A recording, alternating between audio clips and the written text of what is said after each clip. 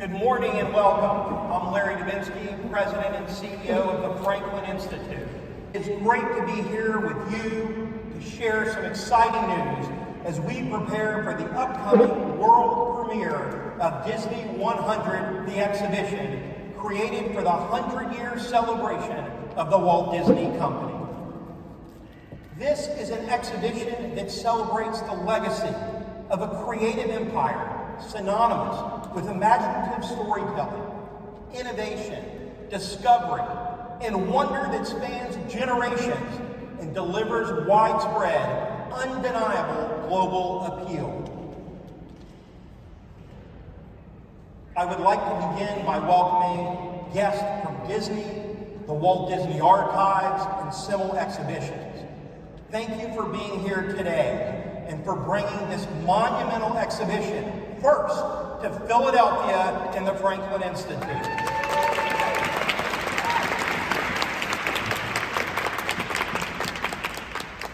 You will hear much more about the upcoming Disney100 exhibition from Rebecca Cline, Director of the Walt Disney Archives. The exhibition is being developed by Disney with Simmel Exhibitions. Here in Philadelphia, I would like to thank PICO, the local presenting sponsor of Disney100, the exhibition, and PNC Bank, the associate sponsor. Finally, I would like to extend a warm welcome to Philadelphia City Representative Sheila Hess. Thank you for being here on behalf of the City of Philadelphia. We are thrilled to deliver to this city another blockbuster world premiere exhibition to the great city of Philadelphia. The Franklin Institute has spent almost 200 years bringing stories of innovation and discovery to the public in an immersive and interactive way. So when we learned of the concept behind Disney100, the exhibition, we knew from the start that it would be a perfect fit for us and our audience. In fact, there are some interesting connections between TFI and Disney that date back to 1941, when Walt Disney provided drawings, some adapted from the film Fantasia, that overlaid constellations when projected on the Fels Planetarium dome. In 1963, as an example of science education, the film Donald and Math Magic Land was shown as part of the Having Fun with Science lecture series, with special guest Disney animator Lee Blair, who spoke about how the film was made. Our curatorial collections hold the 1964 New York World's Fair souvenir record of the theme song and music from It's a Small World in 4 languages and in its original sleeve. Decades later, the Franklin Institute served as a central filming location for Disney's 2004 film National Treasure. And today, we are preparing to host the world premiere exhibition of the global celebration of 100 years of the Walt Disney Company. Let's look at the official trailer for this exhibition.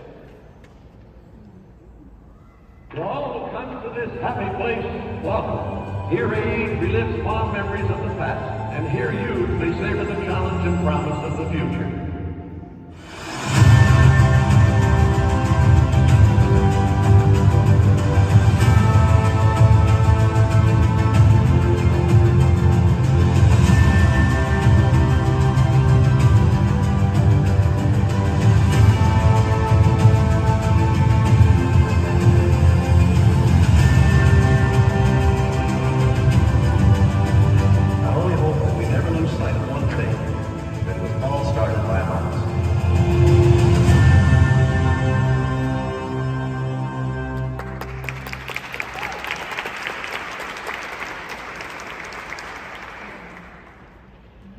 And with that, I'm happy to announce that tickets for Disney100, the exhibition, opening February 18th, 2023, here at the Franklin Institute, are now on sale.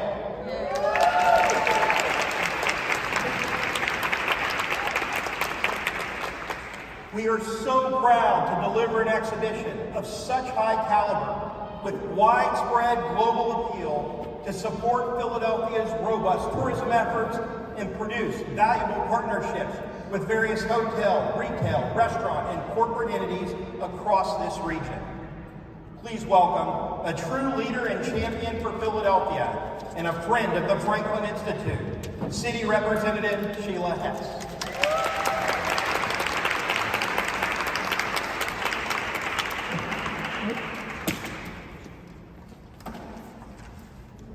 Good morning. Thank you so much, Larry. As Larry had mentioned, my name is Sheila Hess, and I am so proud, so humbled, and absolutely honored to be here with all of you today as City Representative.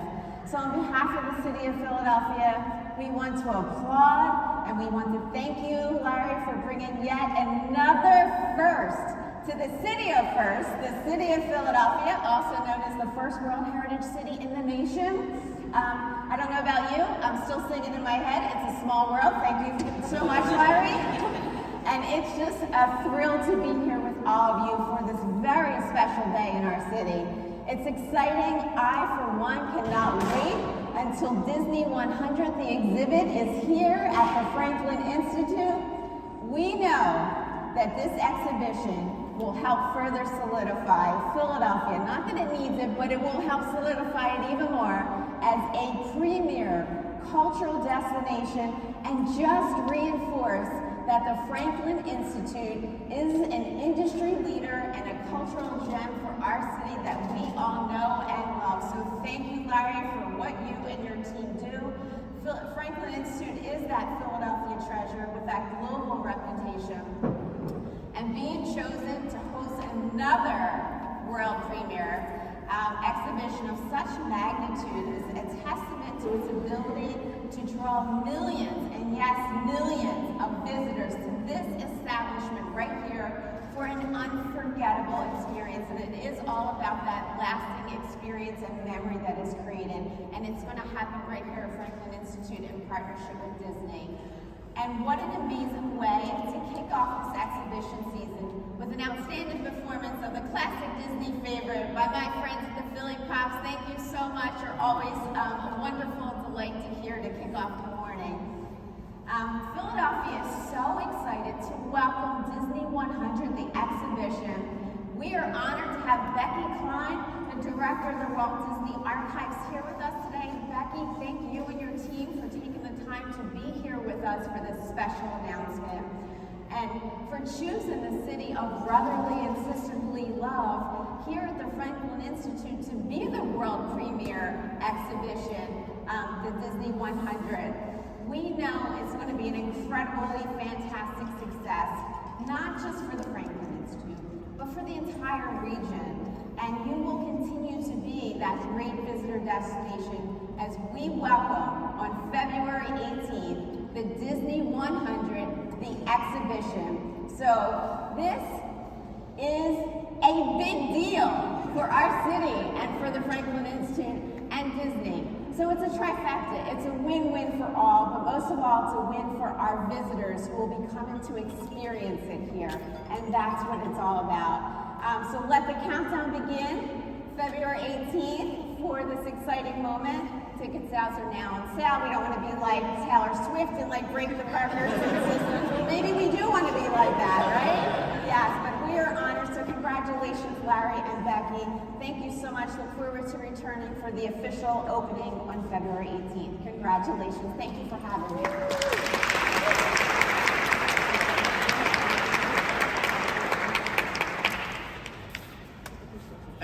Thank you so much, Sheila. I mean, you are such a great ambassador for the city of Philadelphia. We're so fortunate to have you in that role. Now it's my pleasure to welcome Rebecca Cline, the director of Walt Disney Archives. Welcome. Thank you.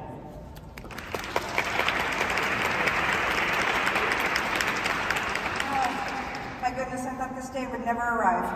So happy to be here. So good morning. And just so excited to be here this morning for the launch of Disney100, the exhibition. You know, our mission at the Walt Disney Archives is to protect, preserve, and share the rich legacy of the Walt Disney Company. And we're so honored to have this opportunity to share a look at the amazing 100-year history of Disney and provide a glimpse into what's yet to come from Disney. Now, when we first conceived this exhibition, we looked at many ways of doing it. You know, is it a chronological approach, or how are we going to tell this amazing story? And we realized that everything that we do at the Walt Disney Company, even today, is based on the philosophies and the dreams and practices of our founder, Walt Disney. Now, Walt always said that it was all started by a mouse, and that's very true, but actually, in reality, it was all started by a man, a very, very special man. So we decided that we would create an exhibit that illustrates Walt's own ideas and his dreams, and how we've shared and followed in his footsteps ever since 1923, when the company was founded. We're still doing things the same way today. So this exhibition celebrates everything from 1923, when we first started, up to what's coming up in the next year. So I want to share this morning some special things. I want to share first some renderings of a few of the galleries. There are 10 galleries in this exhibition, and each one represents one of Walt's philosophies. So first, I want to share the story of Walt himself and the early years of the company, with a look back at his own story, as well as some of his earliest films, which is, of course, the bedrock of Walt Disney Animation. So the Walt Disney Company was founded on October 16, 1923, when Walt signed a contract to produce the Alice Comedies, which was a series of silent cartoons featuring a live-action little girl in a cartoon world. And that was followed by another hit series, which featured Oswald the Lucky Rabbit. And then in 1928, of course, there was the phenomena of Mickey Mouse and Minnie Mouse, who first appeared in the first fully synchronized sound cartoon, which was Steamboat Willie. So we'll tell that story, and then we're going to move on to another area when we talk about stories. The second area, the second gallery in the exhibit, is about storytelling. Now, the storytelling is at the heart of everything that we do at Disney. Everything is about the story first, and making sure that it's absolutely perfect. And we use different technology, we use innovative ideas, but storytelling is at the heart of everything we do. And so the next gallery features storytelling. And it's featuring several of our most iconic films, from early things like Snow White and the Seven Dwarfs, which came out in 1937, all the way up to today's hits like Frozen and Princess and the Frogs and Encanto. Now the next gallery then, alongside these amazing assets, we also want to feature an in-depth, interactive look at where the stories come from. These are the sources for many of these. And we wanted to celebrate where these stories came from, whether they're from fables or fairy tales, or even something like a comic book, and of course an original story from our own storytellers at the parks and at Disney. The next gallery, Gallery 2, is the Spirit and Adventure Gallery. And here we look at the spirit of adventure and discovery in some of our most thrilling live-action films, from Disney, Lucasfilm, Marvel, and we've created some really fun interactive games that I think the children are going to really enjoy. So these are special treasure chests where you can do a simple interactive and reveal an amazing Disney treasure inside. And I think some of the younger ones are really going to love these interactives. And then, of course, no visit to Disney would be complete without a day in the park. And we're showcasing a day in the park and a night in the park, with some very fun interactives and some great assets and some thrilling ride vehicles. And the fun thing about this particular gallery exhibit is that it will turn periodically from day to night. So you get a chance to experience the parks at both hours of the day. Now that was a really, really quick look at what's to come, but I thought we shouldn't have to wait till February to see some of the amazing treasures that we're bringing. So we brought along a few special assets to share with you, because I know you're really curious about all of this. So I will share that. But before I do that, I want to share a piece of very special footage that we want to share with you for the first time. This piece features another exciting component of this exhibit. We have an original soundtrack that has been composed especially for this exhibition that you will hear throughout the exhibit. And it was done by composer Steve Mazzaro, and we're so thrilled about it. I just love this music. And so we have this trailer, and you'll be able to hear a little bit of it. So why don't you please roll the trailer for us.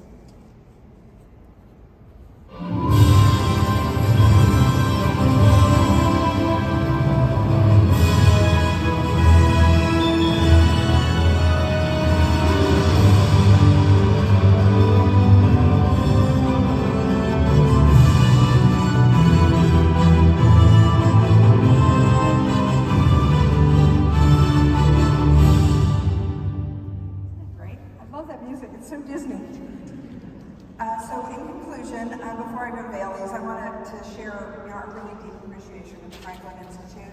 Larry, your team has been amazing to work with. We're so excited about what's to come. But I also want to take a moment to reflect on one thing that you didn't talk about when you were mentioning all the connections between the Franklin and Disney. This is a connection with Philadelphia itself, and that guy right there. In 1953, Disney created a featurette that is near and dear to my heart called Ben and Me, which is all about a little mouse named Amos who helped Ben Franklin invent the stove and discover electricity and make bifocal glasses and things. And it celebrates Benjamin Franklin and his inventions and innovations. And it connects so well to Walt himself, who was an innovator, and we celebrate that in the exhibit. So among many other things, I'm really excited to thank you for having us here, and we're really excited, and thank you from Walt and Ben and me. So this one is something very special. We're going to play a guessing game here. So I'm going to give you a clue, and then you have to guess what's in it.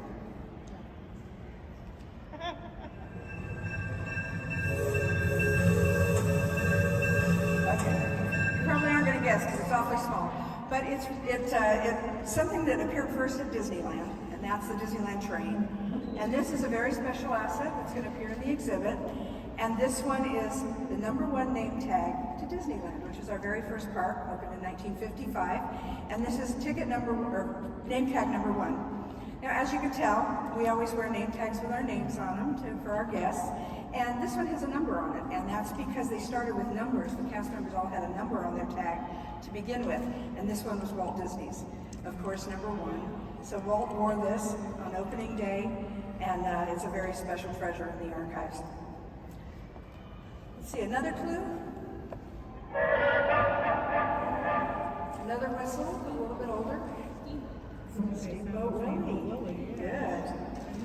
This is the actual whistle that you just heard from Steamboat Willie, which came out in 1928. And this is a sound effect. And this is the whistle that the sound effects artists, the Foley artists, used when they were making the very first synchronized sound for a tune. Pretty special. Next.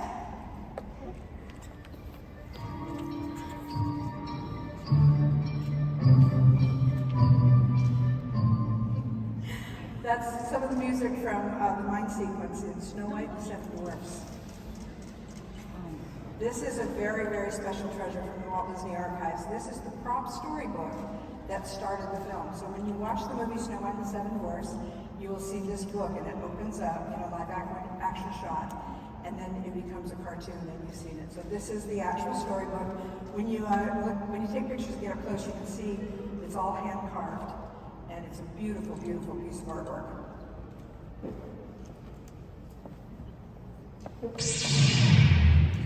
That's a little more of a recent sound. This is the Skywalker lightsaber hilt from Star Wars: The Rise of Skywalker, which came out in 2019. So this is the famous lightsaber that Rey uses in that film. And then this last one is really fun. This is one of the first things that I ever saw in the Walt Disney Archives. And this came out from a 1959 film called The Shaggy Dog. So this is the magic ring that matches the Lucretia Borgia portrait, and it turns Tommy Kirk into the Shaggy Dog. The fun part about it is on the back. You can see it up there better probably than you can by looking at it. But it has the magic incantation, which is Incatus Corpore Transmuto, which of course is Latin for into a dog, transform. So these are some very special assets that will be in the exhibition, so you know that you'll be able to see these, and about 250 more. So very excited to bring these to you, and I hope you all enjoy seeing these up close. So thanks.